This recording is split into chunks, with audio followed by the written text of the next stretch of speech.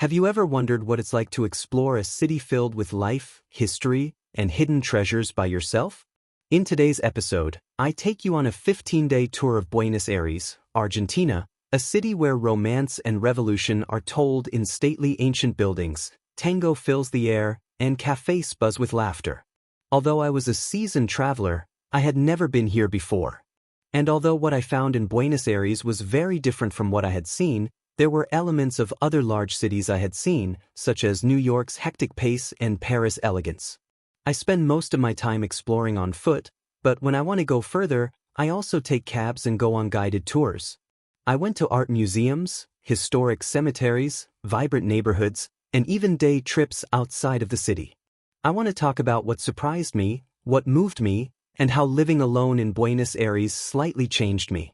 Prepare yourself because in this episode, I will discuss my successes and failures as well as why I feel that Buenos Aires should be at the top of your list of places to visit.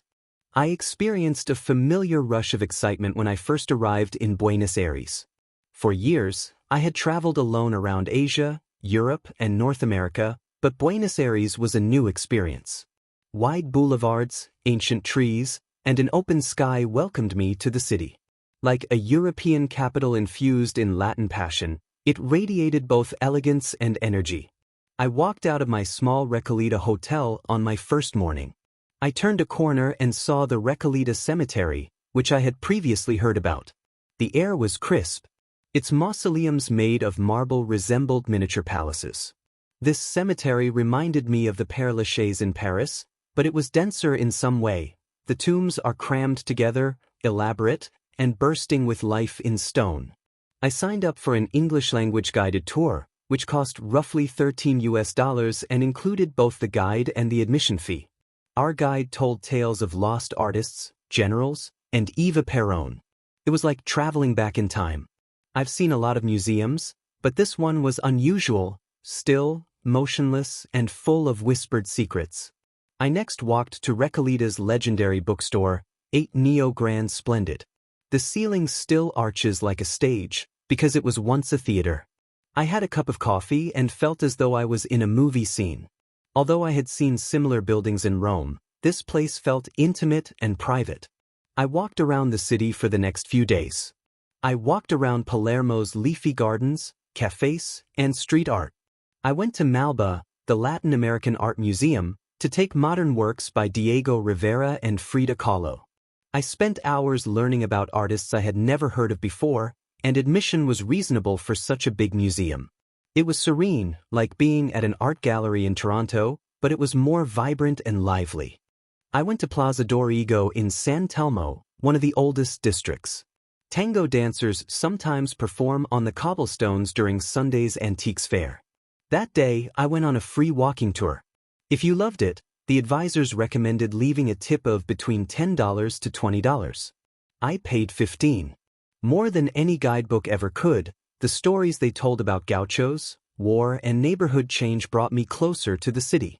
Taking a taxi to La Boca to visit Caminito Street was one of my best experiences. It's touristy but genuine with bright walls, murals, and tango places. I discovered a small cafe where painters sat on the pavements while staying near the main tourist area. In contrast to cities where taxis are quite expensive, the taxi ride was modest. I paid in pesos and worked on my Spanish. I enrolled in a half-day guided car tour of the city halfway through my trip. The tour cost roughly $90. For a couple of hours, we saw the Casa Rosada, Plaza de Mayo, and the Palace of the Argentine National Congress, which had a spectacular exterior and dome. The guide stopped to let me take photos. I had the feeling that I had witnessed the beating heart of Argentina's power. I went to the Opera House, Teatro Colón, one afternoon. I booked the 50-minute guided tour, which took me through the spectacular foyer, backstage areas, and amazing auditorium. It reminded me of a more personal visit to London's Royal Opera House. For foreigners, the tickets cost roughly $22,000. It would have cost about $49 if I had made my reservation through a third party, but I chose to pay at the theater door. I also learned about the Museo Nacional de Bellas Artes and Malba. Entering the latter is free. It felt like the city's slow brain, a quiet pause, so I spent the entire morning there and returned a few times. I spent a couple evenings watching tango performances. I discovered modest places in San Telmo or close to Puerto Madero where the music was honest and raw, not simply for tourists.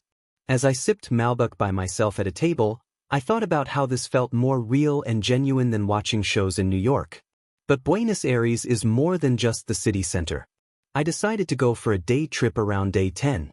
I visited the Tigre Delta first.